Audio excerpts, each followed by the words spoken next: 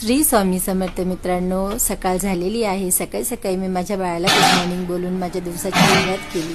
आज मला किचनची कामं पटापट आवरायची होती, कारण मला आज दळण करायचं होतं। आमचं पीठ संपलेलं होतं, मग मी दळण करायला बसली आणि दुकानावर आज लवकर जायचं आहे, कारण रात्री शॉपहून यायला मला उशीर झाला आणि खूप राडा पडला होता। मी तसंच सगळं सोडून आली होती, त्यामुळे मी सकाळी लवकर आज दुकानावर आली आणि दुकानची कामं उरकायला लागली। मला कसं वाटतं ना मित्रांनो, भलेही छोटा असू द्या किंवा मोठा, स्वतःचा बिझनेस असावा। आपल्याला बिझनेसमध्ये कसं असतं नाही का, नो टाईम लिमिट, तुम्ही उशिरा या, थोडं लवकर जावा, तरी तुम्हाला कोणी बोलणार नाही। आणि नोकरीत कसं असतं, एक टाईम लिमिट असतं की तुम्ही 8ला या, 9ला या, ह्याच टायमाला या, ह्याच टायमाला जावा। कामं नीट झाली तर बरी, नाही तर 17 गोष्टी तुम्हाला ऐकून दाखवणार। त्यामुळे ना मला नोकरीपेक्षा छोटा असो मोठा असो, आपला स्वतःचा बिझनेस खूप आवडतो। दिवसभर आज माझ्या मागे असं नसतं की आपल्याला दुकान आहे तर स्वतःचा बिझनेस असला की आपल्याला काम नसतं, काम असतं पण आपल्या हातावर असतं, ते काम आपल्या करण्यावर असतं।